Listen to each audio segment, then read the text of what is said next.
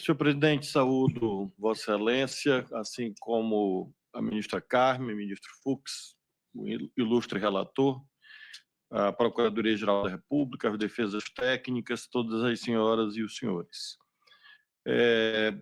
Farei apenas considerações de caráter geral que fundamentam o meu voto. Em primeiro lugar, no tocante à materialidade, além dos elementos que foram mencionados pelo excelentíssimo relator, nós tivemos as próprias sustentações orais que, de um modo geral, vão no sentido da materialidade. Algo que me chamou a atenção, ministra Carmen, que o eixo central das sustentações orais, de um modo geral, das defesas, não foi tanto descaracterizar as materialidades e sim afastar autorias, afastar os seus patrocinados, seus clientes, do itinerário delituoso ou em tese delituoso, o que também, obviamente, corrobora a densidade desse acervo probatório que foi muito bem escandido e delineado pela Procuradoria-Geral da República e pelo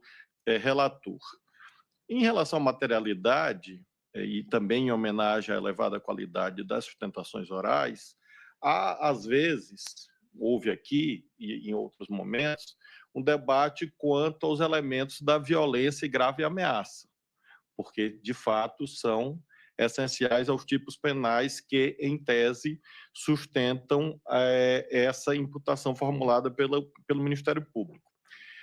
O ouvido trazido pelo relator reforça aquilo que, seguidamente, e não só no 8 de janeiro, foi apresentado.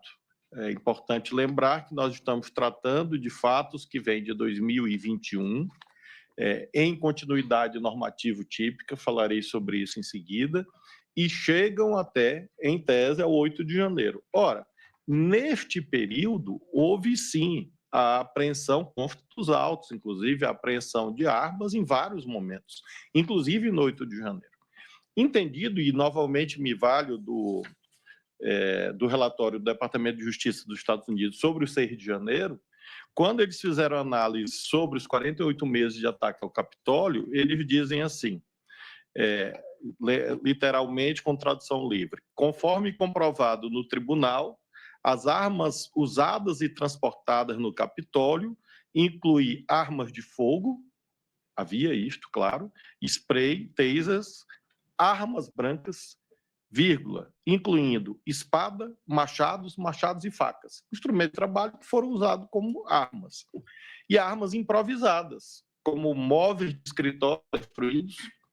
Aqui vimos essa soldado, Marcela, falando em barra de ferro, cercas bicicletários, escudos antimotim roubados, tacos de beisebol, tacos de hóquei, mastros de bandeira, canos de PVC e luvas reforçadas. Então, é este conceito de arma que nós estamos tratando aqui, este conceito que esteve no 6 de janeiro, lá no Capitólio, e que, infelizmente, esteve presente em vários momentos, como o senhor relator lembrou, desde bombas, e é interessante que consta dos autos que este senhor da bomba, ou estes senhores da bomba no aeroporto, no dia 23 ou 24 de dezembro, menciona que obtiveram os materiais no acampamento do Exército, mostrando um liame, portanto, entre esses vários momentos que estão aludidos na denúncia. Lembro que muitos dos participantes eram policiais e membros das Forças Armadas. E estes, não há dúvida, esses só andam armados. Eu não conheço um que não ande armado, seja os da ativa quanto os já reformados. Todos andam armados. Há alguns que são mais apaixonados pelas suas armas do que pelos seus cônjuges. Dormem com as armas debaixo do travesseiro. Dormem com as armas na cama. Dormem com as armas ao lado da mesa de cabeceira. Transportam para onde vão. Eu fui governador de um estado fui ministro da Justiça, essa é a realidade. Então, se havia, como de fato havia, inequivocamente, no conjunto de atos, a presença de integrantes das forças policiais e das Forças Armadas, não há dúvida, estavam armados. Porque essa é da natureza. Diria que mais que direito é um dever que houve, ministra Carmen, apreensão de armas, inclusive nos ônibus. Consta também nos inquéritos policiais quanto ao chamado 8 de janeiro. A tipificação, portanto, do 359L e do 359M, em tese, é possível. E não é uma novidade no direito brasileiro essa dupla tipificação. Ela vem de antes. Se nós lembrarmos a Lei de Segurança Nacional, em relação à qual há continuidade normativa típica, e esse é um detalhe importante na avaliação da materialidade e da viabilidade ou da justa causa, porque alguns dos fatos elencados antecedem a lei atual 14.197. E aí alguém poderia dizer, não havia tipicidade. Ocorre que havia uma tipificação quase igual, e eu tenho aqui uma referência doutrinária de um senhor chamado Michael Procópio. O senhor conhece, ministro Fux, esse cidadão? Me disseram que trabalha com o senhor. Ou Michael, né? Michael ou Michael, né? Porque lá no Maranhão tem um vereador que me apoia, preteritamente me apoiava, ele era conhecido como Michael Jackson. Que era Michael Jackson, né? Claro. Mas este caso eu não sei se ele gosta de ser chamado de Michael ou de Michael. Mas, enfim, se ele quiser homenagear o Trump, é Michael. O senhor Michael Procópio e outros que aqui pesquisei, todos falam dessa duplicidade por conta da largueza dos bens jurídicos tutelados. Se nós formos à extinta e, embora hora sepultada, Lei de Segurança Nacional, os artigos 17 e 18, ela já tratava em dois tipos penais diferentes. De um lado, tentar mudar com o emprego de violência ou grave ameaça o regime vigente ao Estado de Direito. Esse é um crime, de 3 a 15. E no outro, 18, tentar impedir com o emprego de violência ou grave ameaça, esses elementos sempre presentes, como na lei em vigor, o livre exercício de qualquer dos poderes da União de acesso.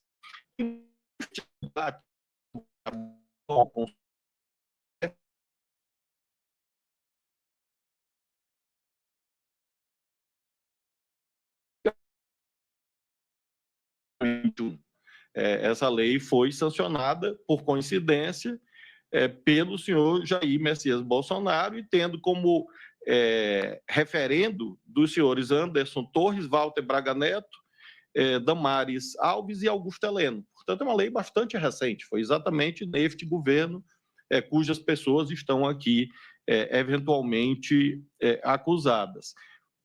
Portanto, nós não temos casuística em relação a esta lei, mas podemos sim remeter a essa ideia de que há, como de fato há, na minha perspectiva, continuidade normativa típica, e por isso a construção doutrinária pretérita serve para nós admitirmos, em tese, a possibilidade, sim, de concurso de crimes como nós temos feito. E por que nós temos feito nos nossos julgamentos?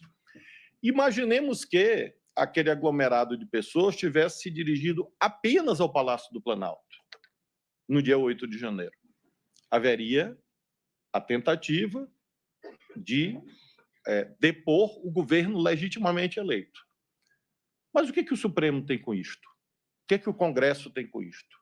E é exatamente a variedade de bens jurídicos tutelados que inspirou o legislador, desde sempre, nessa ideia de múltiplos tipos penais. Então, nada estranha de que haja essas imputações todas constantes da denúncia e, repito, já de inúmeros acordos do Supremo Tribunal Federal. Em tese, sim, é possível, não há dúvida que é possível que alguém consuma o crime de tentar ou atentar contra o governo legitimamente eleito e não queira destruir o Estado Democrático de Direito e vice-versa.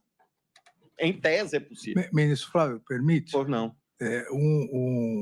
Um exemplo ocorreu mundialmente na Polônia, quando o presidente, o Congresso, o parlamento polonês atentaram contra o Tribunal Constitucional polonês, fazendo algo, qualquer semelhança é mera coincidência, que foi feito aqui com o AI-2, de mudar a composição da corte. Lá alteraram de 70 para 65 anos, retroativamente retiraram os 5 juízes que eram contrários às medidas inconstitucionais. Isso é um atentado contra um dos poderes, claro. Mas não é um golpe de Estado, não é porque os poderes políticos continuam. Eu, como já vou fazer 60, me declaro logo contra essa hipótese, porque já estou perto da incidência desta tentativa. Eu e Vossa Excelência, né? Vossa Excelência primeiro. Agora, nós...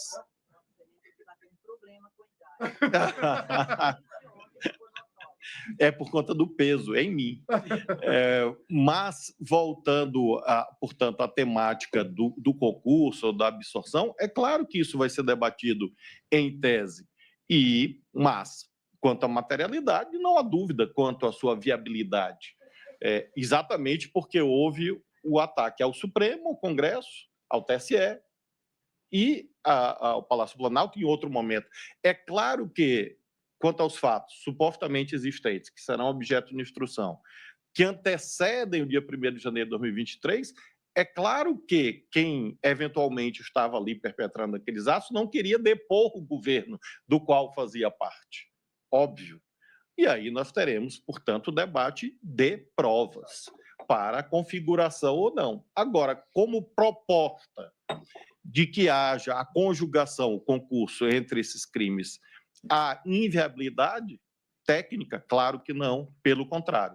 E desde sempre, como mencionei, há essa ideia de múltipla tutela em relação a esses bens jurídicos primaciais. Como a ministra Carmen foi elogiada pelo presidente Trump, e eu não vou ficar atrás, eu trouxe um precedente desta primeira turma, eu trouxe da ministra Rosa também. E a ministra Carmen, em 2007, disse o seguinte, nesta primeira turma: não é lícito ao juiz, no ato de recebimento da denúncia, quando faz apenas juízo de admissibilidade da acusação, conferir definição jurídica aos fatos narrados na peça acusatória. Poderá fazê-lo no momento da prolação da sentença. Então, claro que nós não estamos aqui fazendo classificação jurídica em relação aos fatos. Faremos no momento próprio. E a ministra Rosa, já mais recentemente, em 2013, no mesmo sentido, assentou, nesta primeira turma, que a sentença é um momento processual oportuno para emendar-se libele, até o do 383, apenas quando houvesse uma repercussão na definição da competência, que poderia haver essa antecipação da classificação jurídica. Disso não se cuida, portanto, eu tenho total conforto doutrinário, jurisprudencial, para, nesse aspecto, reconhecer esta materialidade em tese existente, tanto quanto ao 359L, quanto ao 359M. E aí vem uma ideia, não, mas isso leva a uma desproporcionalidade das penas. É importante deixar claro, quem define os trilhos da proporcionalidade da pena, primariamente, não é o Poder Judiciário, é o Poder Legislativo. E, ao fazê-lo, neste caso, nós temos, inclusive, matriz constitucional. Se nós formos no artigo 5º, inciso 54 da Constituição, lá está dito: constitui crime inafiançável e imprescritível a ação de grupos armados, civis ou militares, contra a ordem constitucional e o Estado democrático. Então, a Constituição, desde os primórdios, portanto, da fundação da ordem jurídica em vigor, definiu como altamente gravosa essa conduta. E, portanto, o juízo de proporcionalidade tem extração constitucional. E veja, a Constituição não fala em pessoas armadas, grupos armados. Às vezes, essa ideia, não, mas fulano de tal estava apenas com uma... Eu, de fato, ministro Alexandre, imagino, pela minha fé religiosa, que se a pessoa passa em frente à Catedral de Brasília, nos edifícios mais belos da arquitetura do mundo, e resolve rezar, ela não vai rezar na frente do Congresso Nacional. Ela entra na catedral e lá reza, ora, pode. Aliás, Deus é onisciente, onipotente, está em todo lugar. Então, não precisa vir na Praça dos Três Poderes para fazer orações. Então, pouco importa se a pessoa tinha ou não uma arma de fogo ou uma arma branca. O que importa, para fins de debate da classificação jurídica, é que o grupo era armado. O grupo portava armas de fogo, armas brancas, e assim sucessivamente. Portanto, o Congresso Nacional, quando fez esta dosimetria da lei em vigor, o fez cumprindo a Constituição. E, portanto, não é o Poder Judiciário, não é o ministro Alexandre de Moraes ou aqueles que o acompanham eventualmente na turma ou dele discordam que estão arbitrariamente fixando penas de índole desproporcional, à vista da magnitude dos valores envolvidos. E se diz também, querido ministro Fux, mas não morreu ninguém. No dia 1º de abril de 64, também não morreu ninguém. Mas centenas e milhares morreram depois. Golpe de Estado mata. Não importa se isto é no dia, no mês seguinte ou alguns anos depois. Vimos isto agora, porque a arte é fonte do direito também, bem sabemos, nas telas, pela pena, de um lado, de Marcelo Rubens Paiva, de outro, pela genialidade de Walter Salles, Fernanda Torres e outros tantos que orgulham a cultura brasileira. Fonte do direito, o que eles estão mostrando ali? Remarcando o caráter permanente e hediondo do desaparecimento de pessoas,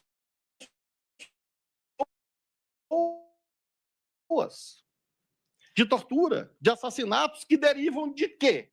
De um golpe de 30 do século XX. Normalizaram a chegada ao poder, dizendo: este é um processo normal. Certamente se arrependeram quando viram as consequências nos odientos campos de concentração, vitimando o povo judeu e outras tantas minorias na Europa. Portanto, golpe de Estado é coisa séria. É falsa a ideia de que um golpe de Estado, porque uma tentativa, porque não resultou em mortes naquele dia, é uma infração penal de menor potencial ofensivo ou suscetível de aplicação até de um princípio da insignificância, a excluir a tipicidade. Isto é uma desonra à memória nacional. Esse tipo de raciocínio é uma agressão às famílias que perderam familiares no momento de trevas. E isto reverbera no tribunal na medida em que, repito, nós não estamos aqui friamente cumprindo a ordem jurídica sem levar em conta aquilo que o ministro Fux, meu amigo tão querido, sempre lembra quanto ao consequencialismo, que é um mandamento legal. O Tribunal Constitucional ele não pode ser consequencialista. Ele é obrigado a ser consequencialista. É da natureza dele, inclusive pela sua condição de órgão de cúpula do Estado. Então, sob todos esses aspectos, eminente presidente Cristiano Zanin, penso que, se não morreu, poderia ter morrido. Acho, portanto, que a denúncia possui os atributos fundamentais da materialidade, da viabilidade, porque houve violência e essa violência poderia ter produzido danos de enorme proporção, e o fato de isto não ter se configurado não é compreender que a conduta é atentar, por uma razão simples. Se fosse tomado o golpe de Estado, não tinha viabilidade na persecução penal, porque não haveria juízes para julgar.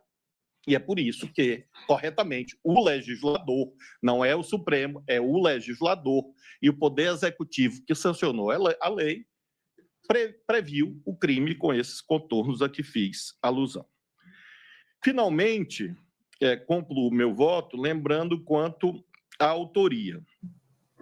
Penso aqui, ministra Carmen, que o relator já nos poupou, eu anotei, como disse, ao longo das sustentações e com a leitura dos autos, indícios, a meu ver, razoáveis em relação a cada um dos acusados. Porque justiça não é justiçamento. É claro que as pessoas têm que ser julgadas de per si, independentemente do seu nome, da sua história, como aludi ontem.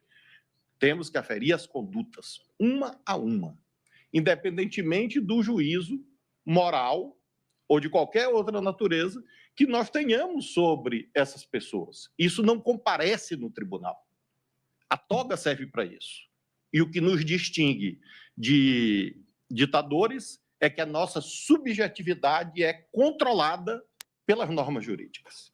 Se não houvesse normas jurídicas, não haveria direito, não haveria segurança para todos que este Supremo sempre deu, com seus acertos e erros, inerentes a qualquer instituição humana. Mas se nós olharmos, desde o alvorecer da República, temos que dar razão a Campos Salles. É a joia das instituições republicanas, disse Campos Salles, como quando ministro da Justiça no primeiro dos governos republicanos. Então, de um modo geral, creio que o Supremo terá as condições de, ao longo da instrução, aferir esses indícios de per si para identificação da participação concreta de cada um. E acho, de fato, razoável, alguns disseram isto, olha, não há liame entre um evento e outro.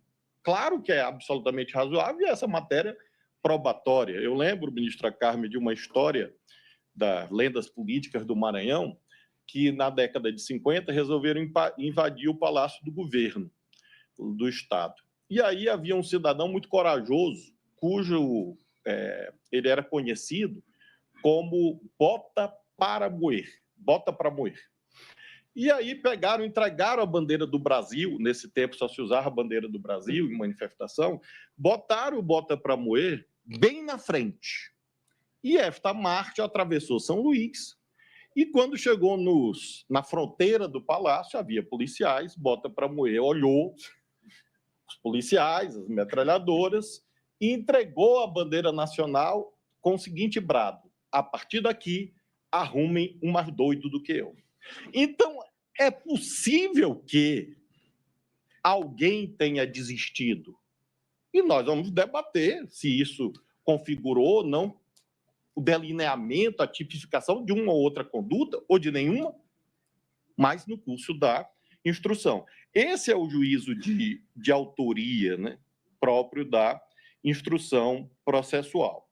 E, evidentemente, como mencionei, a classificação jurídica ao final, inclusive quanto à dosimetria, a partir não das vontades individuais de cada um dos julgadores. Porque, repito, isto não comparece em um tribunal com a tradição e com a autoridade moral e jurídica que o Supremo Tribunal Federal tem. Com essas considerações, senhor presidente, eu tenho muita convicção de que as razões técnicas expedidas pelo eminente relator são suficientes para, neste momento, acompanhá-lo, ressalvando, obviamente, o final, a cognição definitiva, em que teremos, com certeza, com esta multiplicidade de acusados, percepções diferentes quanto às realidades que se formarão nos autos com a instrução. Mas, nesse instante, creio que a convergência é similar àquela quanto à dor dos brasileiros com a derrota de ontem para a Argentina, né? Acho que há consenso em relação a isso e, a meu ver, há um consenso também quanto às condições da denúncia ofertada pelo Ministério Público. Quanto ao trabalho do Ministério Público, tenho, doutor Paulo Gonet, só um reparo, uma sugestão. O eminente ministro Alexandre, ao fazer o seu resumo, descreveu múltiplos crimes contra a língua portuguesa, e Vossa Excelência não fez nada. A pobre da língua portuguesa merece algum tipo de proteção do Ministério Público, se é que são verdades as frases do ministro Alexandre de Moraes. Com essas considerações, senhor presidente, eu acompanho o relator. Vossa Excelência, então, acompanha o relator para receber na íntegra a denúncia. Nos exatos termos do voto do eminente relator.